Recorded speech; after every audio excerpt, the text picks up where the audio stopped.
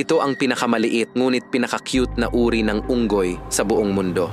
Ang finger monkeys o pygmy marmosets. Lumalaki lang sila ng 4 hanggang 6 na pulgada at tumitimbang ng halos 100 gramo lamang. Sa kabila ng kanilang liit, nagtataglay sila ng mga pambihirang kakayahan. Sila ay napakaliksi, kayang tumalon ng mahigit 16 na talampakan mula sa isang sanga at kayang ipihit ang ulo ng halos 180 degrees. Mayroon din silang espesyal na ngipin na ginagamit sa pagkayod ng puno upang makakuha ng dagta na isa sa kanilang pangunahing pagkain.